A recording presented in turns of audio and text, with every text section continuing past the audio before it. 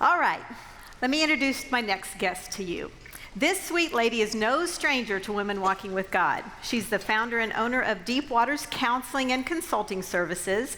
She has had many accolades during her tenure as a licensed professional counselor and a national certified counselor. She recently retired after 35 years of service at the University of Alabama in Huntsville, where she held 2 successive vice president positions. But if you ask her what her real claim to fame is and what she's most proud of, she will tell you it is being a Christian for over 49 years and being married to her best friend Ed for 43 of those years. Let's bring out Delois Smith.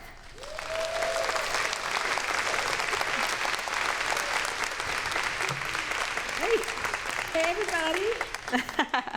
Come on in to the living room and sit down. It's so good to see you. Delois is always like your sister. You know, every time I've ever talked to you on the phone, and you guys remember her from the virtual conference we had in the fall, and you never leave her presence or talk to her on the phone without her sending you a resource or just giving you some nugget to take away from. So I'm super excited that you came here today.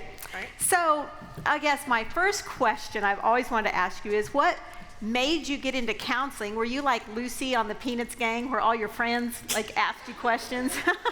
And I thought that was the funniest thing, because that is the truth. All the way through junior high and high school, I don't know why, maybe I have one of these faces.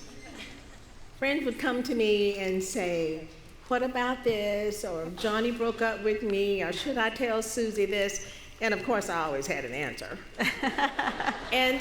But you know, I always had people talking to me about different things. And then in the 9th grade, they had an exploratory course where you could spend time shadowing someone. And I had a chance to shadow a counselor, and I thought, that's my niche. Oh. So that's what I did. Oh my goodness. Well, that's really cool. I love it. I absolutely love it. Well, I also noticed when I'm looking at your website and I'm looking at your bio, we couldn't even mention everything because we'd still be here going over it. You have so many accolades and academic successes and professional successes, but you're also a mom. Yeah. And so tell me about your kids, but I also want to know, I guess before you tell me about your kids, I want to, from a personal standpoint, how did you juggle both, and did all the plates ever fall, or like how do you juggle like professional life and home life? And a good question. And I wanted to say to all of us, you don't ever balance it. You reprioritize every day. You don't let anyone tell you you balance things. You don't. But you reprioritize every day. Now, I'm a planner, and I'm always planning things all the time, and that helps me a great deal. And I have a special needs son, Alex. He's autistic, he's an adult, and he lives with us. But we plan for him. But with my children, what I had to understand is this. I certainly have a profession, but my role that God gave me was to be a mom. That comes first. The job comes second to that. So I did order my life in such a way where there was always time for my kids. So now I've got to tell you a funny. Now, I am a planner, and so I had difficulty with my pregnancy, so I had to stay away from work for 5 months. So I used up all my annual leave, all my sick leave. So I had to go back to work right away. But you know, I'm a planner. So I had a nurse come from the university because I have all these resources. She taught me how to regulate my milk because I was breastfeeding. So you know, I'm a planner. This is no joke. Stick with me on this. So I'm planning. So I would express the milk at night. I would take that to the sitter in the morning. I would breastfeed Megan at 6 in the morning, leave the 9 o'clock express milk. Then 9 o'clock at work, I was doing lactating rooms where there weren't lactating rooms. I would express at 9, go where Megan was at 12, breastfeed her at 12, leave the milk I pressed at 9, and express at 3, pick her up at 6. I did that for 9 months. Now, there was one time when we had to get a new car because the new baby was coming, right? I'm still breastfeeding. So I had it all timed out, but I didn't have time to get the car, go and get the car. So Ed and I went to to find and pay for the car. I'm sitting there. It's headed towards 6.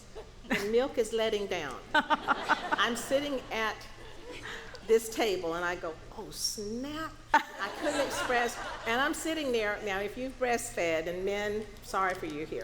If you breastfed, your breasts get really hard when the milk is letting down. Well, I'm sitting there and this poor guy was writing up the paperwork and I was leaking on. Oh, no. And this poor guy was looking at me. I didn't know why he was looking. And I finally understood what he was doing. I went, oh. So it doesn't always work. But I'm a planner. And so the job came second to my children. Yeah. But I planned for them. And so I knew, reading everything, that the best research said if you can, try and breastfeed your children. And I breastfed Megan, my oldest. And Megan is a doctor of physical therapy. I breastfed Megan for 9 months and Alice for 6. But I had it on a rotation where I did that and worked full time. Oh my goodness. Well, that's a hard one to follow. That's impossible. I can't match that or beat it. Well, okay. So you mentioned that you have a special needs son. Yeah. What would you tell the young mother who has a special needs son? How would you encourage her? The very first thing I would say to a young mom is you're never ever prepared for something like that, and it upends your world. But the very first thing you've got to do is you got to ask God to give you a sixth sense, because you have to be able to discern, because they cannot tell you what is hurting. They can't tell you when they have a temperature. They can't tell you when they're afraid. So you have to learn to read their eyes and their body and to sense when things are going on. So pray for spiritual discernment. And the second thing is you must become his or her advocate. You are their mom.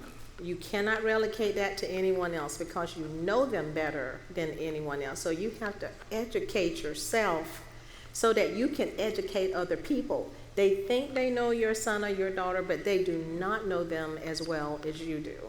And so you really do have to be the most informed person for your child. Thirdly, you must limit who you leave them with. I only had 2 people that I would leave Alex with. And that was a young woman who I knew for many, many years. And then it was an older couple at my church. But I left him with only those 2 people. Why? Because if anything ever happened to him, he could never tell me. But it had to be people I trusted, because people will take advantage of people with impairments. And then the last thing, you must plan for them, because they will live likely beyond you. So at age 9 or 10, my husband and I started a trust fund so that when we passed away, he would be taken care of. So God gives you situations in your life so you can bless other people. So here's what we did. We knew there were other people in the church who needed the resources that we had. So we also have a ministry that is called Mephibosheth, where we teach people with special needs children how to plan for them passing away and their child living beyond them. So we teach them how to set up trust funds. So we do that as well. And I just was so blessed. When you're at a university, you have all the resources of all those professors. And so they helped us set all that up. And so you want to be sure to take care of them beyond yourself. So you must plan for that. That's good. That's good. Well, I think it's time to bring the train into the station so I can head out. I will never play a game of Top That with you. But Delois, thank you so much for letting us get to know you a little bit better. Thank you. I hope I let you.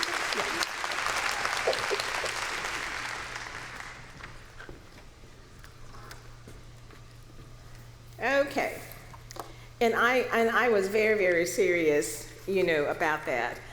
When I was talking to Kathy about that planning, not everyone can do that.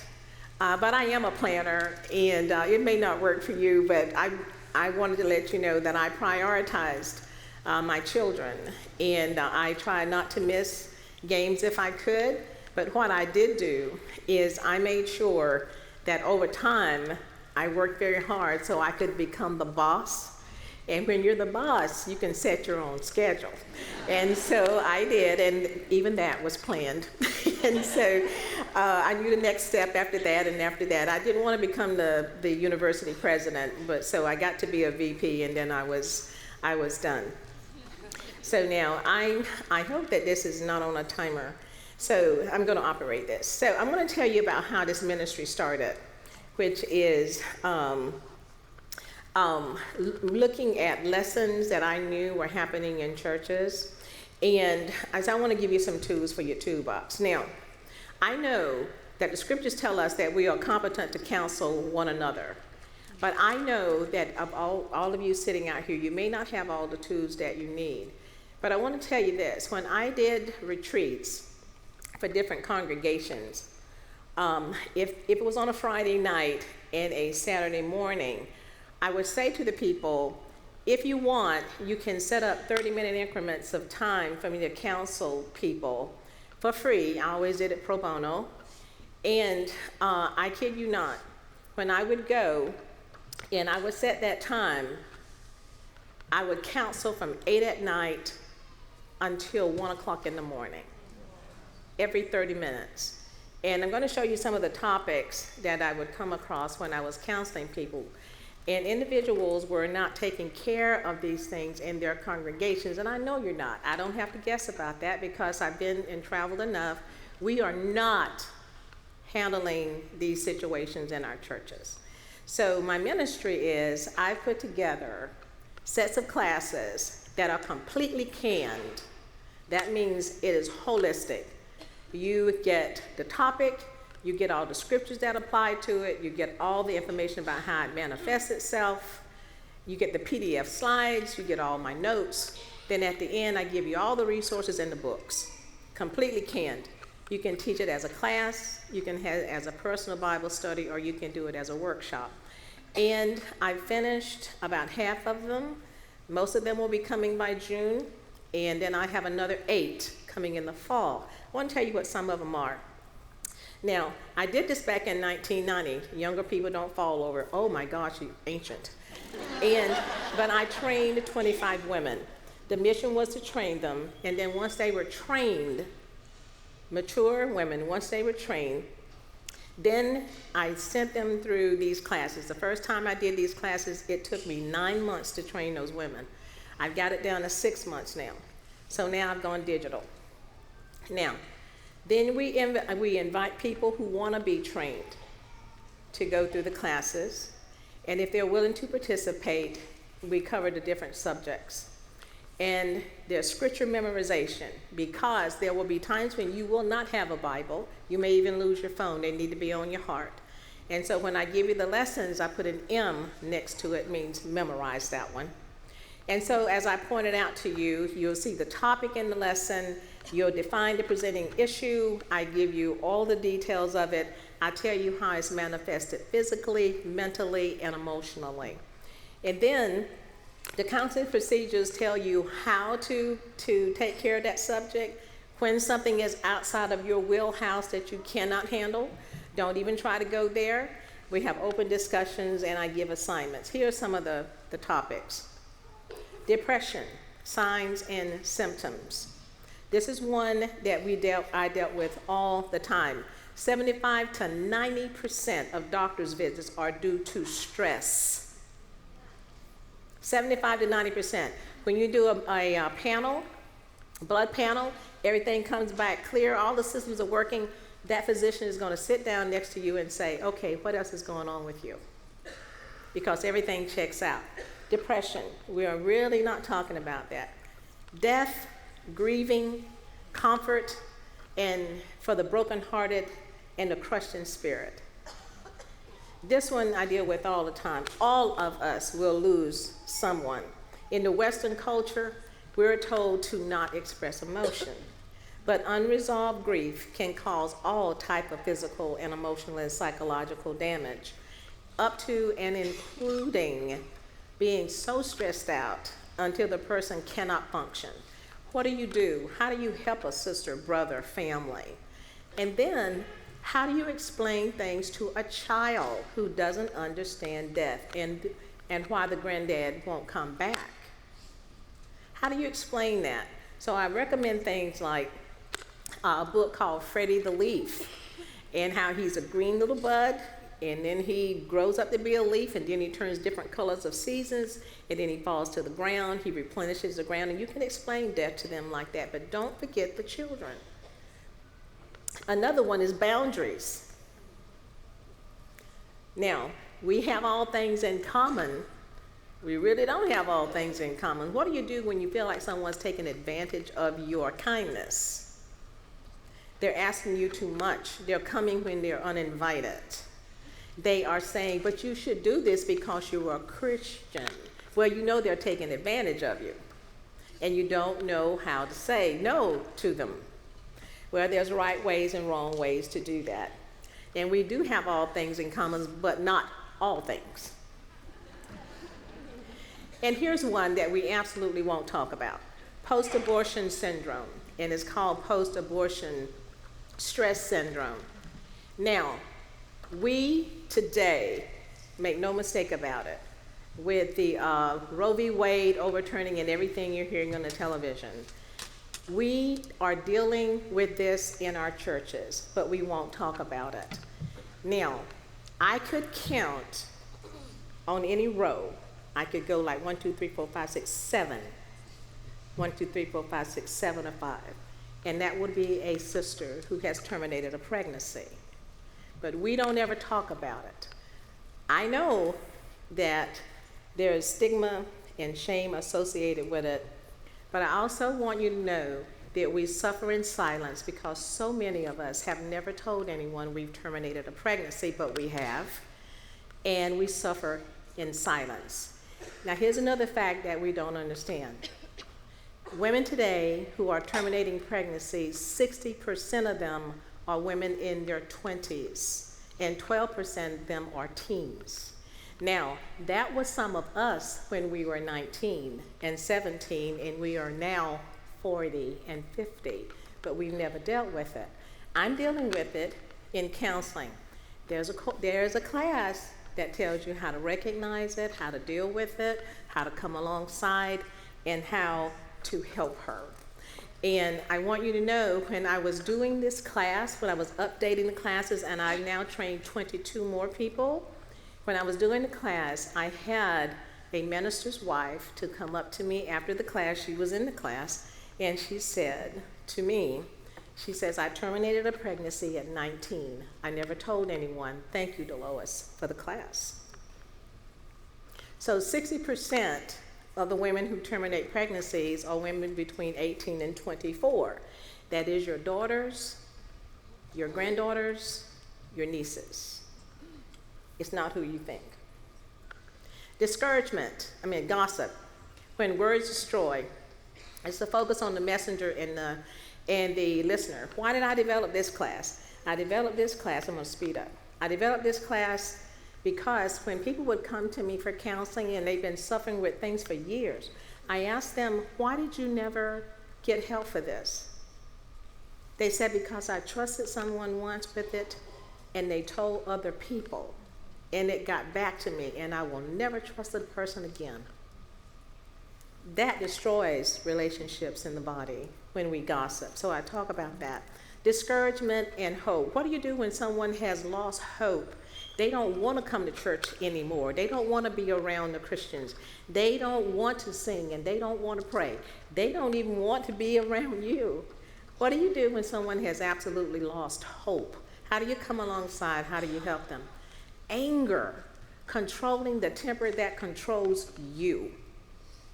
This has caused people to lose jobs, to lose friendships, and even to die because they got so angry they lost control of their car driving at a high rate of speed and hit a tree. That did happen.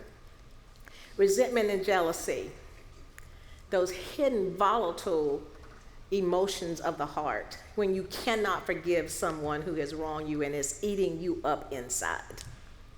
How do you get past that? How do you handle it? But we go to church every Sunday and we take communion and we sing, "Oh, how I love Jesus, but I hate my sister." Deceit, when yes is yes, when yes is no and no is yes. Lying to other people, putting on one face when you really are another. Why do you do that? What's behind it? And then psychosomatic illness. When a person feels real pain in their body, but there is not any test that says that they're hurting, but the pain is real. How do you deal with that? Overeating and overweight. What's eating you is not what you're eating. So how do you handle something where someone eats not for sustenance and not for hunger, but they're feeding something else that they never dealt with? And so the lesson helps with that. Sin's gradation talks about a lot of times, we can read, the Lord will always provide a way out, and he does. But what do you do when you find yourself entrapped in sin and you don't know how you got there? Well, actually you do, but you didn't pay attention to the signs. This teaches you what the signs were, why you ignored them, and then how to recognize them later. No one falls into sin. We walk in it with our eyes wide open. And so we have to understand what that is. When we are unwilling to forgive other people and the dangers of carrying a grudge, this particular one talks about why that is so difficult to do. And when we are trying to get back at someone else, it's ourselves that we are hurting. And it puts our souls in jeopardy as well. Addiction, not just illegal drugs. I'm talking about prescription drugs. You can be addicted to exercise. You can be addicted to food. You can be addicted to another person. So how do you deal with those addictions? This is a two-part one here. Incest and sexual abuse. Do you know that 80% of people who abuse other people were themselves abused? When Uncle Johnny molested you, or your grandfather, or your stepfather, and you never dealt with it. It happens more than you know, and it happens to men as well. And there's two parts to this, because I give you the data, and then I give you the manifestation of these particular things in your life. Lack of desire to be with the body, and lack of prayer and Bible study. When you don't feel close to God and you feel like he's not close to you, you don't want to read and you don't want to pray. And these are lifelines for a Christian. When you are not doing these things, you are weakened personally, spiritually, and you are a sitting duck for Satan. So how do you regain your first love? How do you regain that? Postpartum, that's a little bit washed out, but this is postpartum depression. Absolutely one we don't deal with. How do you help a young mother who doesn't bond with her infant to the point where she wants to harm it? These are issues, these are problems that we don't talk about in the church. It happens, and many of us have been there. And there's a point she can get to where it's psychotic, it's psychosis, and there's a issue trending right now in the media where a woman did take the lives of 3 of her children because she didn't get the help she needed. So how do we help someone with that? And then we are losing a lot of our young women in the church because we are not helping them to understand how a 21st century Christian woman lives today like a Proverbs 31 woman. We want her to be like this Greco-Roman first century woman, but the 21st century is not like the first century. So what do you do when she is one of those engineering type A woman who wants to have it all and do it all, but she feels guilty because she's made to feel that way, that she's not staying at home and doing everything? Not saying that there's nothing wrong with that, but how do you teach a young woman with a horrific set of skills on how to be proficient as a Christian woman as well as be a sister in the Lord without having to compromise her faith. So I knew that in many churches, these issues are not being talked about. And yes, sometimes, listen carefully to me here, when you want to present these issues, your leadership will push back on it. Let me let that sink in. So what I did, I said, well, since the leadership sometimes won't want to talk about these things, I put it in digital form. You can download it, you can have it yourself, you can do it in classes if you want. Now, here's another example of how that got started, and my time's up. I went to the leadership a number of years ago and I said, it's a lot of people coming to me with these issues. They said, well, Delois, we think that's just some issues that you are dealing with. I said, I'll give you an example. I got a call from a sister last week who was at a women's shelter. She fled there with her children because she was being beaten by her husband. And they said, what? And I said, yes, one of our sisters. And then they said, well, you just help her. We just don't really think we need these classes. I said, and by the way, it was one of your deacons. So these are courses, topics, is my ministry. And I'm still working on it. If you go to the website, you'll see the lessons. And I've got 20 up, and then I'll have another 8 in the fall. They're there for you, they're canned, they're everything that you need. So God bless, and we can become more than competent, and we can be competent counselors. God bless.